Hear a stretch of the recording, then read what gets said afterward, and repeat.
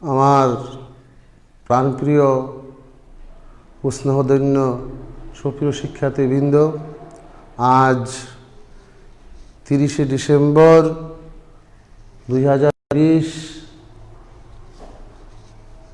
রামকৃষ্ণপুর বিশ্ববিদ্যালয় college online class থেকে আমি সরকার মোহাম্মদ মঈনুল হোসেন, সিনিয়র প্রভাষক ও বিভাগীয় প্রধান পরিসংখ্যান বিভাগ। আমি আজকে পরিসংখ্যান প্রথম পত্রর ক্লাস শুরু করছি। আশা করি তোমরা সবাই ভালো আছো এবং যে যেখানে আছো, আমাদের রামকৃষ্ণপুর বিশ্ববিদ্যালয় কলেজের শিক্ষার্থী বা বাংলাদেশের যে কোনো কলেজের পরিসংখ্যানের শিক্ষার্থী, তোমরা যে যেখানে আছো তোমাদের সবাইকে আমার আন্তরিক শুভেচ্ছা জানাচ্ছি এবং আমি এবং বিশ্বাস করি যে তোমরা এই ক্লাসগুলি খুব মনোযোগ দিয়ে দেখবে। এই জন্য যে এখন পর্যন্ত আমাদের সিদ্ধান্ত হয়নি যে আমাদের কবে কলেজ খুলবে বা শিক্ষা প্রতিষ্ঠানগুলো খুলবে। কাজে এখন তোমাদের সবেধন নীলমণি একমাত্র অবলম্বন কি তোমাদের এই অনলাইন ক্লাসগুলি। যদিও আমাদের জানা মতে, বিশ্বাস মতে এই অনলাইন ক্লাসগুলি 100% সফলতা বয়ে আনে না, তারপরেও কি মন্দের ভালো। তো আমি আশা করব যে তোমরা ক্লাসগুলো মনোযোগ দিয়ে শুনবে। আজকে আমি প্রথম পত্রের 3য় অধ্যায়ের কেন্দ্রীয় প্রবণতার ব্যাপ্তি আলোচনা করব। পরিসংখ্যান প্রথম পত্র 3য় অধ্যায় কেন্দ্রীয় প্রবণতার পরিমাপ, যেটা পরিসংখ্যানের অত্যন্ত একটা গুরুত্বপূর্ণ অধ্যায়। তো আজকে আমাদের শিখন ফলে আছে কেন্দ্রীয় প্রবণতা ও কেন্দ্রীয় প্রবণতার পরিমাপের ধারণা ব্যাখ্যা। আমাদের শিখনফল 2 কেন্দ্রীয় প্রবণতা পরিমাপের প্রকারভেদ। এখন আমরা প্রথমেই কেন্দ্রীয় প্রবণতা, একটা হচ্ছে কেন্দ্রীয় প্রবণতা আর একটা হচ্ছে কেন্দ্রীয় প্রবণতার পরিমাপ। একটা হচ্ছে কেন্দ্রীয় প্রবণতা আর একটা হচ্ছে কেন্দ্রীয় প্রবণতার পরিমাপ। তো স্বাভাবিকভাবেই আমার যে সহজাত প্রবৃত্তি, আমি আগে উদাহরণ দেই, তারপরে সংজ্ঞাগুলো আলোচনা করি। কেন্দ্রীয় প্রবণতা মানে কি? কেন্দ্রের দিকে থাকা, কেন্দ্রের দিকে ঝোঁকা, কেন্দ্রের দিকে পঞ্জীভূত হওয়া, এটাই কি মূলত কেন্দ্রীয় প্রবণতা। এখন প্রশ্ন হচ্ছে, কিসের কেন্দ্রীয় প্রবণতা, কার কেন্দ্রীয় প্রবণতা? তো যেহেতু পরিসংখ্যান একটি সংখ্যা বিষয়ক বিজ্ঞান, এই জন্য কি এখানে আমরা সংখ্যাগুলো নিয়ে আলোচনা করব। দেখো, আমরা যদি আমাদের পরীক্ষার রেজাল্ট নিয়ে আমরা একটু চিন্তা করি যে বাংলাদেশে প্রতি বছর লক্ষ লক্ষ ছেলে মেয়ে পরীক্ষায় পাস করে, সেটা এসএসসি হোক, এইচএসসি হোক, জেএসসি হোক আর পিএসসি হোক। আমি যদি এইচএসসি ধরি, যে এইচএসসিতে এই বছর সারা বাংলাদেশে 6 লক্ষ ছেলে মেয়ে পাস করেছে, 6 লক্ষ ছেলে মেয়ে পাস করেছে। তাহলে এই যে 6 লক্ষ ছেলে মেয়ের জিপিএ, এইটা হবে একটা তথ্যসারি বা নিবিশন। 6 লক্ষ ছেলে মেয়ে যদি আমি ধরে নিলাম যে এই বছর এইচএসসিতে সারা বাংলাদেশে 6 লক্ষ ছেলে মেয়ে পরীক্ষায় পাস করেছে, তাহলে এই যে 6000 ছেলে মেয়ের রেজাল্ট সবটা হবে একটা তথ্যসারি বা নিবেশন। লক্ষণীয় বিষয় হচ্ছে যে এখানে আমাদের কয়েকটা গ্রেড থাকে। একটা গ্রেড কি এ প্লাস, তারপরে কি এ, তারপরে কি এ মাইনাস, তারপরে তাই কি বি, তো তারপরে তাই কি সি, তারপরে তাই কি ডি, আর এফ তো একটা থাকে কি ওইটা ফেল। তাহলে এই যে এ প্লাস, এ মাইনাস, বি, সি, ডি, এখানে কি 6টা জিপিএ, 6টা জিপিএ। আমরা লক্ষ্য করলে দেখব যে এ প্লাস ও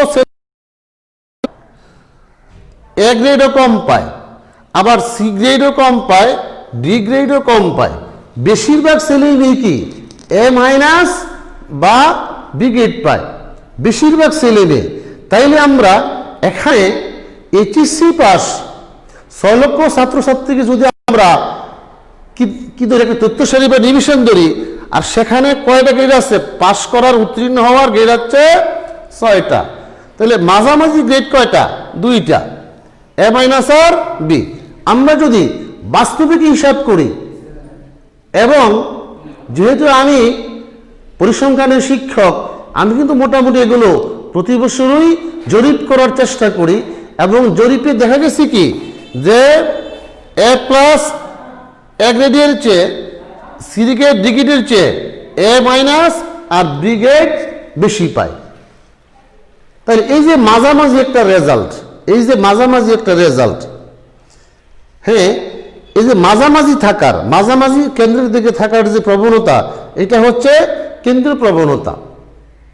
আমি যদি আরেকটা উদাহরণ দিই, যে মনে করো ঢাকার মিরপুর এলাকা, ঢাকার মিরপুর এলাকা, এখানে যদি আমরা মনে করো এখানে এই 10 লক্ষ লোক বাস করে, যদি ঢাকার মিরপুর এলাকায় 10 লক্ষ লোক বাস করে, আর এই 10 লক্ষ লোকের জীবনযাত্রার মান যদি আমরা নির্ণয় করতে যাই, আরো সহজ করে আমি বলছি, যদি এদের আয়টা আমরা নির্ণয় করতে যাই, আয়টা যদি আমরা নির্ণয় করতে যাই, সেখানে দেখা গেছে কি এই মাসিক আয় সর্বনিম্ন 10,000 থেকে শুরু করে কি 2 লক্ষ পর্যন্ত হতে পারে, 2 লক্ষ পর্যন্ত কি হতে পারে। আমি কি একটা অ্যাপ্রক্সিমেট ভ্যালু নিলাম, আমি সঠিক জানি না, সর্বোচ্চ তো আরো 2 লাখের উপরে হইতে পারে, আর বর্তমান জমানায় তো 10,000-এর নিচে মাসে হওয়ার কথা নয়।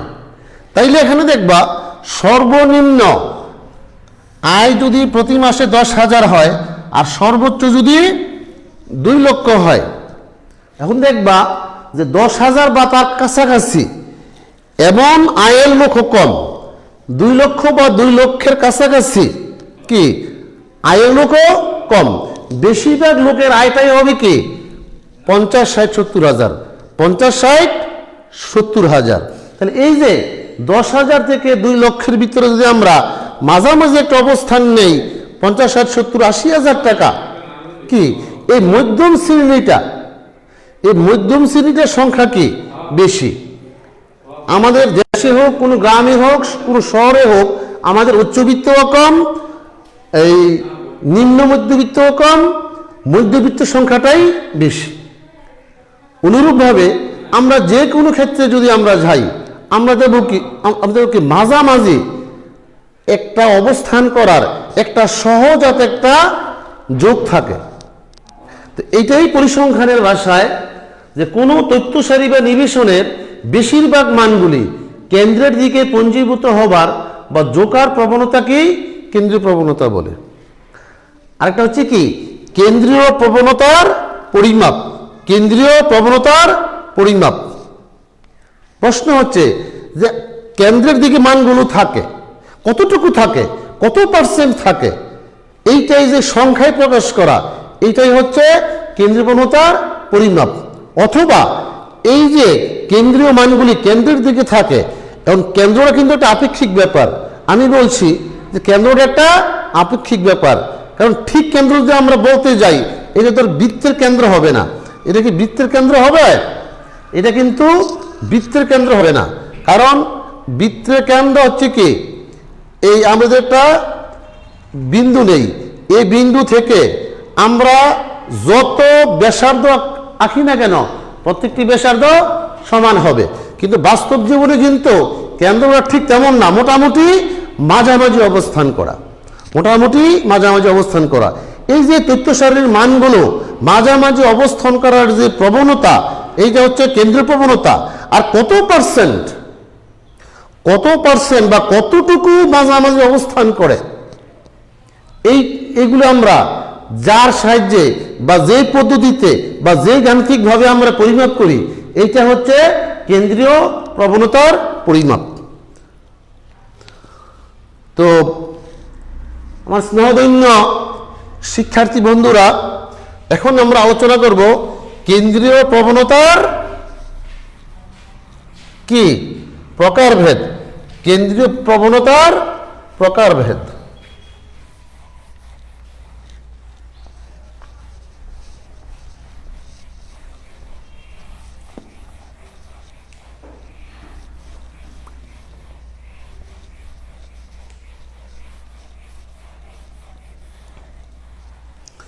কেন্দ্রীয় প্রবণতার প্রকারভেদ।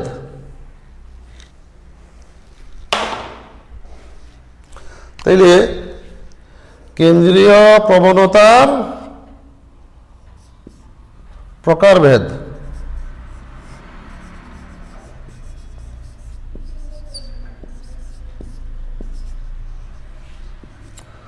আমরা এগুলো কি আমরা দেখো, প্রথমে কি আমরা গাণিতিজ্ঞ, কেন্দ্রীয় প্রবণতাকে কয়েক ভাগে ভাগ করা যায়, গাণিতিক গড় বা যোজিত গড় বা যোজিত গড় বা শুধু গড়। এটাকে এম দ্বারা প্রকাশ করা হয়, এটাকে এম দ্বারা বা শুধু এ দ্বারা প্রকাশ করা হয়। আরেকটা হচ্ছে জ্যামিতিক গড়,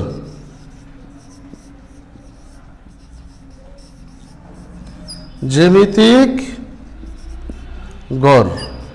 এটার আরেক নাম হচ্ছে গুণিতক গড়, গুণিতক গড়। এটাকে জিএম বা শুধু জি দ্বারা প্রকাশ করা হয়। কলমের কালিটা তো হালকা হয়ে গেল।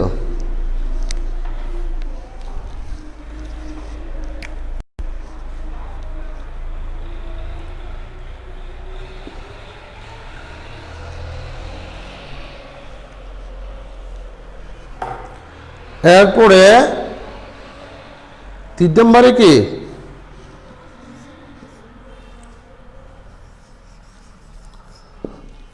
তরঙ্গ বা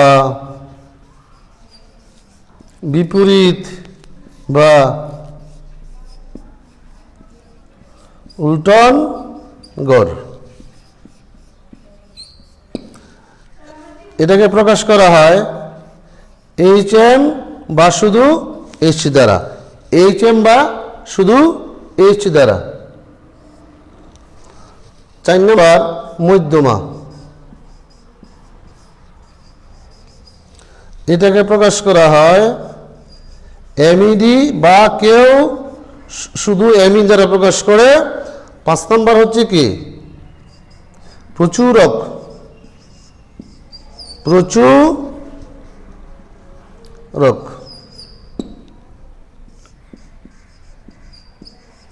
কেউ এমওডি দ্বারা, কেউ শুধু এমও দ্বারা প্রকাশ করে। সুপ্রিয় শিক্ষার্থীরা, আমরা কেন্দ্রীয় প্রবণতার পরিমাপের অনেক প্রকারভেদ আছে। তো ইন্টারমিডিয়েটে তোমাদের উচ্চ মাধ্যমিক শ্রেণীতে যেগুলো প্রয়োজন আমি শুধু এগুলো লিখছি। কেন্দ্রীয় প্রবণতার পরিমাপের কেন্দ্রীয় প্রবণতার প্রকারভেদ। 1 নম্বরে কি গাণিতিক গড়, এটা আরেক নাম হচ্ছে যোজিত গড় বা কেউ কেউ এটাকে শুধু গড় বলে। আর এটাকে প্রকাশ করা হয় কি এ এম, এ দ্বারা এরিথমেটিক, এম দ্বারা মিন, এ দ্বারা এরিথমেটিক, এম দ্বারা মিন। এরিথ থেকে এ, মিন থেকে এম, এরিথমেটিক মিন। অথবা শুধু কি কেউ এ দ্বারা প্রকাশ করে। আর জ্যামিতিক গড়ের আরেক নাম হচ্ছে গণিতিক গড়, জ্যামিতিক গড়ের আরেক নাম হচ্ছে গণিতিক গড়। এটাকে জিএম দ্বারা প্রকাশ করা হয়। এখানে জি দ্বারা হচ্ছে জিওমেট্রিক আর এম দ্বারা হচ্ছে মিন। এখানে জি দ্বারা কি জিওমেট্রিক, এম দ্বারা মিন। তাহলে কি জিএম মানে জিওমেট্রিক বা কেউ কেউ শুধু জি দ্বারা প্রকাশ করে। আরেকটা হচ্ছে তরঙ্গ গড় বা বিপরীত গড় বা উল্টন গড়। কেউ কেউ বলে তরঙ্গ গড়, কেউ বলে বিপরীত গড়, কেউ বলে কি উল্টন গড়। এটাকে এইচএম দ্বারা প্রকাশ করা হয়, এইটাকে এইচএম দ্বারা প্রকাশ করা হয়। এইচ মানে কি হারমোনিক, এইচ দ্বারা হারমোনিক, আর এম দ্বারা কি যথারীতি মিন। তাইলে তরঙ্গ গড়কে বা বিপরীত গড়কে বা উল্টন গড়কে এইচএম দ্বারা প্রকাশ করা হয়, এইচএম দ্বারা প্রকাশ করা হয়, বা শুধু এইচ দ্বারা প্রকাশ করা হয়। আর হচ্ছে কি মধ্যমা, মধ্যমা ইংরেজি হচ্ছে মেডিয়ান, মধ্যমা ইংরেজি হচ্ছে মেডিয়ান। এই জন্য কি কেউ প্রথম 3 অক্ষর অথবা কেউ প্রথম 2 অক্ষর দ্বারা প্রকাশ করে। আর প্রচুর ইংরেজি হচ্ছে মুড, MUDE মুড। তাহলে কেউ প্রথম 3 অক্ষর দ্বারা অথবা কেউ প্রথম 2 অক্ষর দ্বারা প্রকাশ করে। তাইলে কি সাধারণত এই 5টাই কি আমাদের বেশি কাজে লাগে। এছাড়াও আমাদের আরো কিছু পরিমাপ আছে, আমি এগুলো লিখতেছি। এইটা ছাড়াও কি আমাদের আরো কিছু পরিমাপ আছে।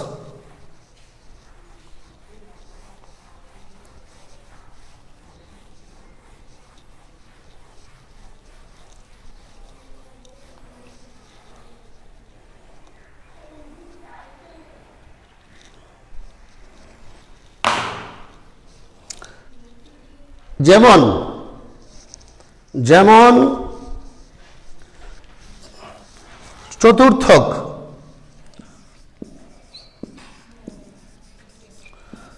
চতুর্থক, চতুর্থক ইংরেজি হচ্ছে কোয়ার্টাইল।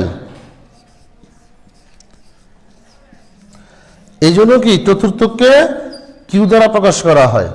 চতুর্থক কেন্দ্রীয় প্রবণতার একটা পরিমাপ। চতুর্থ ইংরেজি কি কোয়ার্টাইল।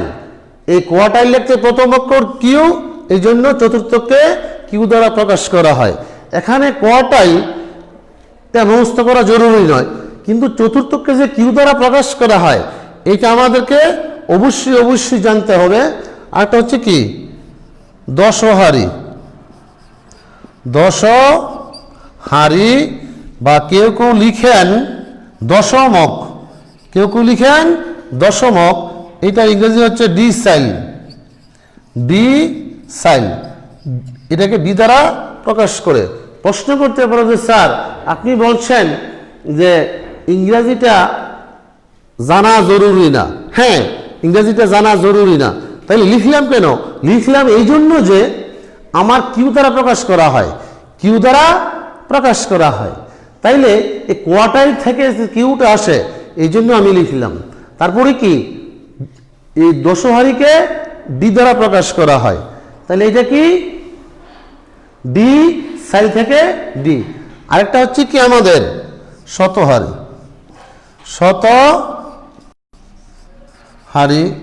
বা শতমক বা শতমক। এটা ইংরেজি হচ্ছে পার্সেন্টাইল, এইটার ইংরেজি হচ্ছে পার্সেন্টাইল। এই পার্সেন্টাইল থেকে কি পি। তাহলে এই যে পরিমাপগুলো এগুলো হচ্ছে কি অবস্থান সূচক পরিমাপ। কেন্দ্রীয় প্রবণতার অবস্থান সূচক পরিমাপ, কেন্দ্রীয় প্রবণতার অবস্থান সূচক পরিমাপ। তো সুপ্রিয় শিক্ষার্থী বন্ধুরা, আমি আজকে তোমাদের কেন্দ্রীয় প্রবণতার পরিমাপ এবং কেন্দ্রীয় প্রবণতার পরিমাপ নিয়ে সংক্ষিপ্ত পরিসরে তোমাদেরকে কিছু বোঝানোর চেষ্টা করেছি। আমরা নেক্সট ক্লাস অর্থাৎ তোমাদের ফার্স্ট ইয়ারের নেক্সট ক্লাস হচ্ছে কি আগামী বুধবারে। আগামী বুধবারে কি আমরা এই যে কেন্দ্রীয় প্রবণতার বিভিন্ন পরিমাপগুলো, এই পরিমাপগুলো আমরা পড়ানোর চেষ্টা করব। আর আজকে আমার এই 2020 সালের আমার আজকে শেষ ক্লাস। যদি আল্লাহ পাক বাঁচিয়ে রাখে কি আবার 2021 সালে তোমাদের সাথে দেখা হবে। এবং আজকের এই দিনে আমার মনে পড়ে বেগম সুফিয়া কামালের তারই পরে মনে কবিতার 3-4টি লাইন। কুহিলি উত্তরি তোলে মাগের সন্ন্যাসী, গিয়াছে চলিয়া দিরে পুষ্পশূন্য দিগন্তের পথে তাহারি পনে বনে। কি? কুহিলি উত্তরি তোলে মাগের সন্ন্যাসী, গিয়াছে চলিয়া দিরে কি রক্তশূন্য রিক্তশূন্য পশ্চিমের দিকে। অর্থাৎ এইটাই বোঝানো হচ্ছে যে আমি আমার অতীতকে ফেলে, আমার অতীতের যেই কুহিলি উত্তরি তোলে মাগের সন্ন্যাসী, এখানে আসলে অনেক ব্যাখ্যার ব্যাপার, আমি শুধু এইটাই বলবো যে আমরা অতীতকে ফেলে কি আমরা সামনের দিকে আগাবো। তো আমাদের এই বছরটাই বিশেষ করে সকল ক্ষেত্রে তো বটেই, বিশেষ করে শিক্ষা ক্ষেত্রে কি আমাদের অনেক ক্ষতির বছর, আমি ব্যর্থতার বছর বলবো না, ব্যর্থতা হয়তো যদি কোনো মনুষ্য সৃষ্টির কারণে হইতো, এইটা কি ঐশী কারণে সৃষ্টিকর্তা প্রদত্ত আল্লাহ পাকের গজবের কারণে কি এই বছরটা শিক্ষা ক্ষেত্রে আমরা অনেক ক্ষতিগ্রস্ত হয়েছি। তা আমরা মহান সৃষ্টিকর্তার কাছে কাইমুল ভাইকে প্রার্থনা করব, হে বিশ্ববিদ্যালয় আগামী বছরটা